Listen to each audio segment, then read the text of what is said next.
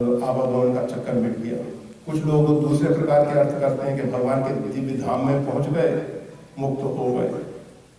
कुछ लोग सोचते हैं कि भगवान के पार्षद बन गए, मुक्त हो गए।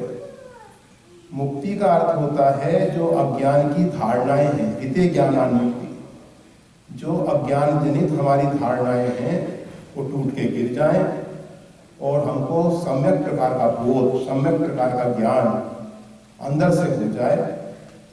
ऊपर से लादा हुआ ज्ञान ज्ञान नहीं होता, अंदर से प्रकट हुआ ज्ञान हो। तो हनुमान जी महाराज जो हैं उस मुक्ति को पाने के लिए, जो विद्या का परम लक्ष्य है, और परमात्मा से प्रेम के लिए, परमात्मा की अनन्य भक्ति के लिए। परमात्मा की अनन्य भक्ति अर्थात भगवान श्री राम ने बताया, सो अनन्य जाके अस मति न टरई हनुमंत में सेवक सचराचर रूप स्वामी भगवान। जितना भी चर और अचर, जितना भी जड़ और चेतन जगत दिखाई दे रहा है, ये सब मेरे आराध्य का स्वरूप है।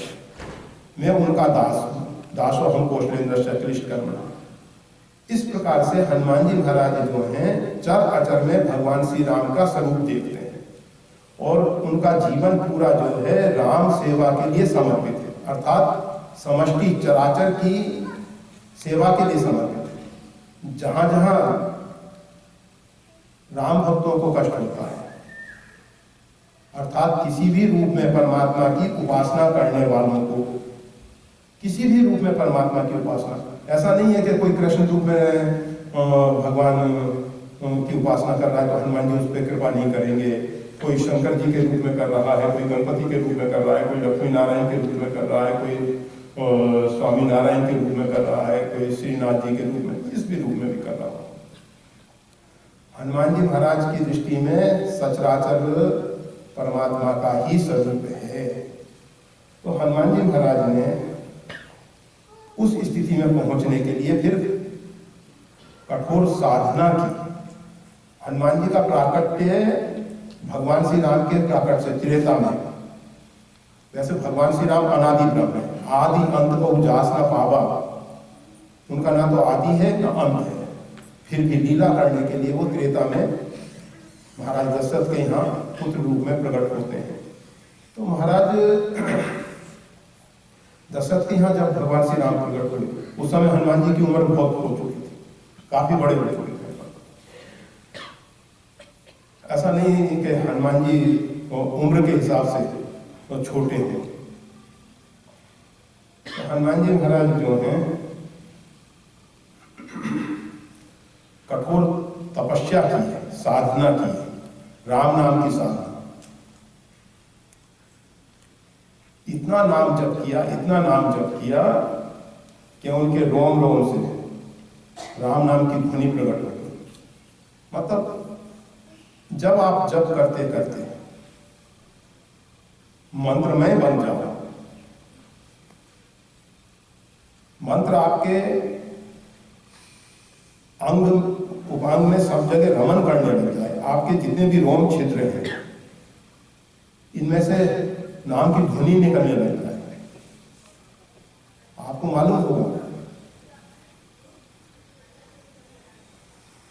बाबा लालदास जी महाराज, चेतनदास जी महाराज के कृपा पात्र, चेतनदास जी महाराज के द्वारा रचित प्रसंग पारिजात, जिसमें स्वामी जी का जीवन चरित्र है, उन्हीं चेतनदास जी के कृपा पात्र शिष्य हुए बाबा लालदास जी महाराज। बाबा लालदास जी महाराज ने इतना नाम जप किया कि जिस वृक्ष के नीचे बैठ के जप करते थे उसके पत्ते पत्ते में से नाम की ध्वनि आ रही। बहुत से संतों ने इतना जप किया कि उनकी कुटी में पहुंचने वाले से वो ध्वनि सुनाई देगी। जो योग पात्र हैं उनको, सबको नहीं सुनाई देगा, क्योंकि उतनी क्षमता भी चाहिए, योग्यता भी चाहिए। तो हनुमान जी महाराज ने इतना जप किया, इतना जप किया, राममय हो गए, पूर्ण राममय हो गए। उसके बाद भगवान की सेवा में समर्पित होते हैं, उसके बाद भगवान श्री राम की सेवा में समर्पित होते हैं। और सेवा में। आप देखेंगे हनुमान जी महाराज के अंदर लेश मात्र भी अहंकार नहीं। ये सेवा का सबसे बड़ा गुण यही है कि हम सेवा करते रहें, परंतु सेवा में हमारे अंदर अहम ना आए, अहंकार ना आए। आप सब रामचरितमानस का सुंदरकांड पढ़ते हैं। सुंदरकांड में जामवंत के वचन सुहाए, सुनी हनुमंत हृदय अति, यहां से प्रारंभ हो रहा है। जामवंत जी के वचन हनुमान जी को बहुत अच्छे लगे। कौन से वचन? तो कहा जाता है कि जिस समय समुद्र तट पे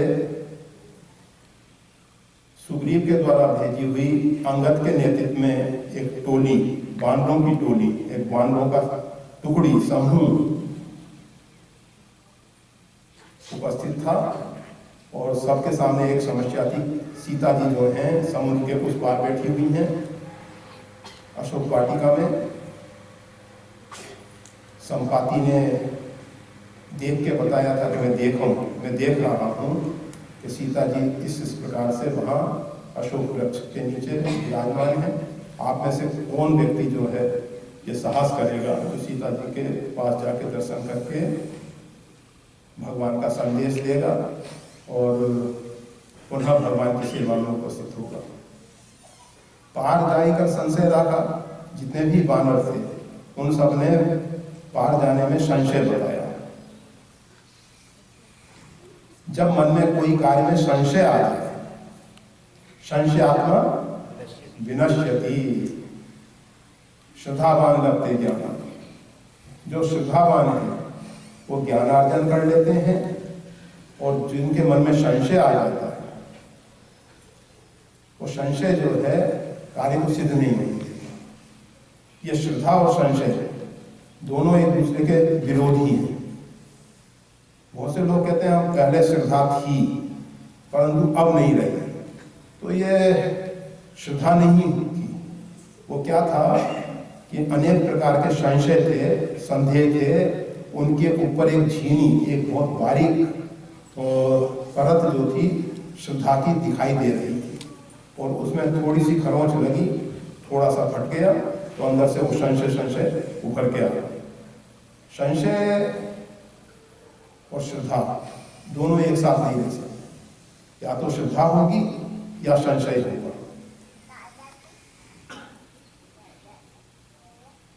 अंगद के विषय में थोड़ी सी एक बात बता दें। अंगद बैठ रहा नहीं बोला। तो अंगद जी महाराज जो हैं जिस समय भगवान श्री राम सबकी विदाई कर रहे हैं उस समय अंगद भी वहां बैठे थे। अंगद के मन में विचार था कि भगवान की सेवा में पूरा जीवन समर्पित किया जाए।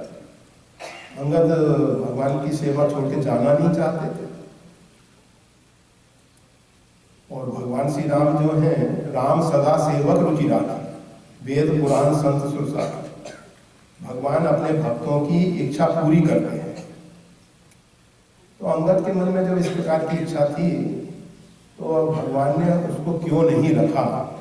एक प्रश्न उठता है कि भगवान अंगद को जाने के लिए क्यों कहे। तो उस संदर्भ में रामचरितमानस को पढ़ के देखें आप। अंगद बैठ रहा नहीं बोला, प्रिय देव रूप आई नहीं बोला। अंगद बैठे रहे और भगवान ने अंगद से कोई शब्द नहीं कहा। परंतु जब सुग्रीव की विदाई हो गई तो अंगद जी उठ के खड़े हो गए और उठ के खड़े होने के बाद निवेदन करने लगे भगवान श्री राम से। मरती बेड़ नाथ मुई गाल बाली, कहे तुम्हारे पूछे खाली, असरन सरन विरुद्ध संभारी, मोई जन तजो भगत हितकारी, मैं बालक बुद्धि बलहीना, राखू नाथ सरंजन दीना। इस प्रकार से निवेदन करने लगे कि भगवान मैं आपका बालक हूँ, मैं आपकी शरण में हूँ, आप मेरा त्याग ना करें। भगवान त्याग नहीं कर रहे थे, परंतु उठ के अंगद ने ये जो प्रभाषण शुरू कर दिया, तो उसके कारण भगवान को अंतःकरण की एक झलक मिली। अंगद के अंतःकरण की छवि स्पष्ट हो गई कि अंगद के मन में एक संशय पैदा हो कि अगर भगवान बाद में जाने के लिए कहेंगे तो सब सुग्रीव इत्यादि कहेंगे कि उस समय तो तुम रुक गए थे, फिर क्या ऐसी बात हो गई जिसके कारण लौट के आना पड़ा। तो उससे अच्छा पहले ही भगवान से निराकरण कर दें। तो इसलिए अंगद जी ने अपना प्रभाषण शुरू कर दिया और भगवान ने देखा कि इनके मन में संशय आ गया। अगर अंगद का दृढ़ निश्चय होता कि नहीं मेरे को भगवान की सेवा में रहना ही है, तो निश्चित है भगवान अंगद का त्याग नहीं करते। अंगद का मन बड़ा संशय वाला है। जब समुद्र के पार होने की बात आई, उस समय भी अंगद जो है, अंगद कहीं जाऊं मैं पारा, मैं पार तो जा सकता हूं, ये संशय कुछ फिरती बात, परंतु लौटने के समय में मेरे को संशय है। उनके मन में हमेशा संशय हो। वो तो हनुमान जी की बड़ी कृपा हुई। हनुमान जी एक ऐसे आचार्य हैं जिस जीत पे कृपा की है, विभीषण पे कृपा की है, अंगद जी पे कृपा की है। हनुमान जी के साथ जो हुआ, जिसने हनुमान जी का सहारा लिया, उसके मन से संशय निकाल देते हैं। वो केवल संकट मोचन नहीं है, वो संशय मोचन भी है। हमारे अंदर जितने भी संदेह हैं, हमारे अंदर जितनी भी शंका कुशंकाएं हैं, उन सबको हनुमान जी निकाल देते हैं। और उसी का परिणाम आप देखेंगे रामचरितमानस में कि अंगद ने रावण की सभा में अपना पैर जमा दिया और सीता जी को दाव पे रख दिया। फिर ही राम सीता में हारी, मैं सीता जी को हार जाऊंगा अगर कोई मेरे पैर को हिला दे तो। एक दृढ़ निश्चय हुआ और कोई भी उनके पैर को नहीं हिला सका। दृढ़ निश्चय था, इस प्रकार का निश्चय। पर वो बाद में, पहले तो जब संशय हुआ तो जामवंत जी ने कहा कि आप सब कोई नहीं जा सकते। किसी के मन में संशय है, कोई कह रहा है कि 10 योजन जा सकते हैं, कोई कह रहा है 20 योजन जा सकते हैं। और हनुमान जी महाराज जो हैं वो शांत चित्त बैठे हुए हैं। जामवंत जी ने हनुमान जी से निवेदन किया, पवन तनय वर पवन समाना, बुद्धि विवेक विज्ञान निधाना, कवन सो काज कठिन जग माही, जो नहीं होता। हे पवन पुत्र हनुमान जी, आप में पवन देव के समान बल है, शक्ति है, सामर्थ्य है। संसार में ऐसा कौन सा कार्य है जो आप पूरा नहीं कर सकते। हनुमान जी महाराज शांत बैठे हुए।